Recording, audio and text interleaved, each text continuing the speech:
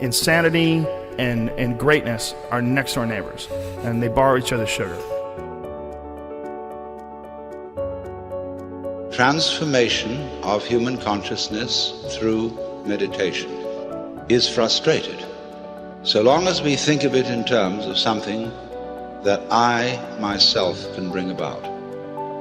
Stick with it till you get through the uncomfortable times, until you go, you know what? I can spend time with myself. I could do this. I could do this forever. Well, then it's okay to go re-engage, but there's great value in not doing that until you go, I'm good with me and me for right now. I want to show people that there is a way out, that there is a way to do more, to get more, to obtain more. But I personally don't want to lose all that I've been able to get. So I need to make sure that I do everything to keep it. I do think that if you sit on the edge of your bed and things aren't going very well for you, and you ask what foolish thing you're doing to make it worse, that you'll get an answer right now. And it won't be the one you want, but it might be the one that if you listen to would set things straight. I mean, that's the bright side of tragedy. So when you come through it, you really will have an appreciation for the moments without tragedy. You don't really feel it unless unless life burns you. You don't really feel it. That's the thing. All I'm doing is sparking the awareness in others to go, why not? Why can't I create? Why can't I start? Why can't I be a business? Why can't I be a CEO? Why can't I be a tech guru? There's so much that some people just don't understand they can do. When it's all said and done, my book is going to be full of all the shit that Kevin Hart did. Because I never was content with doing just 1, 2, or 3. Why not? We get this strange feeling that we have never had, you see, in our lives, that we are no longer this poor little stranger and afraid in a world it never made.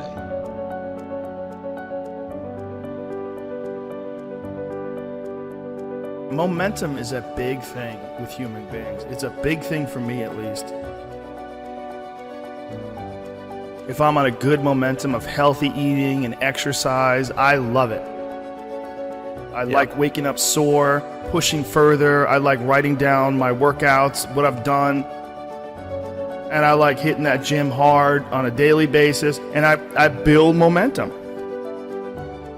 And I find that when I do that with writing, whether I do that with performing, whether I do that with anything, it just gets everything going. It just creates energy. Being lazy robs you of energy. Like being sedentary, being uninspired, being bored, it robs you of one of the most precious things you can have in this life, enthusiasm. One of the things that I tell people all the time, because a lot of people have a hard time defining themselves. They define themselves by failure because they failed. But I'm like, you're not your failures, you're you. Okay, your life is a series of lessons you've learned. Now, if you just dwell on the failures, like that's not healthy, it's not smart, and it's not empowering. What you got to do is look at those failures and go, well, now you know what not to do. But you're not that, you're you. It was hard because so happy to be and have the job I have. At the same time, I was like, don't feel like I'm growing in my work. And my life at that time had become extremely vital, meaning I just had a newborn son with Camilla. Wow, the only thing I ever knew I wanted to be, and now I was. And here's this job that I had held most reverence for in my life, fatherhood, now I was. My emotions, the ceiling and the basement of my emotions, the range was so wide. I was laughing louder, crying harder, getting angrier, showing more joy, having more sadness, all across the board. All emotions were much more extreme than they were or could be in the work. I said, your life's more vital than your work, but can my work challenge the vitality I'm feeling in my life? So the work I wanted to do. There were certain scripts I wanted to do Dallas Buyers Club at that time, other scripts. Nobody's going to touch me with a 10-foot pole in those movies. All the dramatic roles I wanted, they're like, no, not in McConaughey, we won't finance it. Okay, so I can't do what I want to do, so I'm going to stop doing what I've been doing. So I stopped doing rom-coms. I said no, I stopped. Well, for the first 6 months of not doing rom-coms, I wasn't doing anything. Finally, nothing came in. And for 14 more months, nothing came in. I considered other careers. Didn't know if I'd ever work again. But after 20 months of being gone, unbranding as I now call it, being out of sight, not being in your theater or your living room in a rom-com, not seeing me shirtless on the beach, I became a new good idea. I don't know, I haven't seen him, where has he been? I was kind of refound. So I had to do that for myself. I loved doing the rom-coms, but I was getting the scripts and I felt like I could do the same script tomorrow morning. And I was like, that's fine, but I want something that's gonna make me sweat in my boots. I want some work that's gonna challenge me, make me go, I'm scared of this role for all the right reasons. And I can't wait to go attack it and see how I come up the other side. Why seek the role that's hard? Because it costs me something. Because it costs. It's not really a risk unless you can lose the fight. I feel more alive in them. I have an experience in the making of them. I'm nervous every day I come to work. I feel like when I nail a day and I knock it and I know I did, I feel like, yes. I have a measure at the end of the day of like, you set out to do something, you prepared for it, you had intention, and you did it.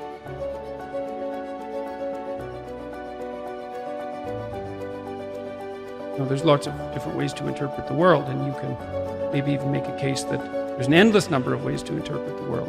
And the problem with that is that it kind of disorients you in terms of what you should be doing. Just because there's a very large number of ways to interpret the world doesn't mean there's a very large number of productive, meaningful, and sustainable ways to interpret the world. The thing that's so interesting about the day is like a page in a book. I had one client who was spending about 45 minutes a night fighting with his young son about when to go to bed. And so, they weren't having a pleasant time of it because it was just a constant battle. And that's common. Like, it's very common for parents of young children to be locked in a battle that occurs day after day. Sometimes it's around eating, sometimes it's toilet training, sometimes it's general behavioral issues, sometimes it's bedtime. It's like, okay, 40 minutes a day. So that's 280 minutes a week. So that's, let's say, 5 hours. It's 20 hours a month. It's 240 hours in a year. That's 6 work weeks. That's a month and a half. You're spending a month and a half of work weeks doing nothing but fighting with your son. Don't fool yourself. Anything that's every day is a significant percentage of your life. You're awake, let's say 16 hours. 5 of those hours are basically maintenance. So you got about 11, and then 7 of those are work. So now you're down to 4. So if you're spending 15 minutes a day doing something painful and stupid, and you do it every day, it's like 10% of your productive life. Because people think backwards. They think, well, I have a vacation coming up and that's really important. It's like, no, it's not. You're only going to do it once. It's not that important. Yeah. How you treat each other at lunchtime, if you eat together every day, that's your life. Yeah. Fix that. Yeah. Get it so that the food's good. Get it so that you're happy with the people that are sitting there. Fix that. It's like, poof, 10% of your life is fixed. The purpose is to align ourselves to really make a change. So you can either be the conversation about making change, or you can be a part of the action to do it. I want to be a part of the action. I don't want to be you or beat you. I want to take this energy and apply it to myself. That's the purpose of seeing. So I come here and I look at how you maneuver. I look at your setup. I not only bow down and congratulate you, I leave and I say, yo, man, I'm inspired, dude. Joe, I can't wait in 2 years. You're going to come and you're going to see my shit. You remember I said I was inspired, but you're going to see what I let it grow into. That's the proper way to get encouraged and motivated.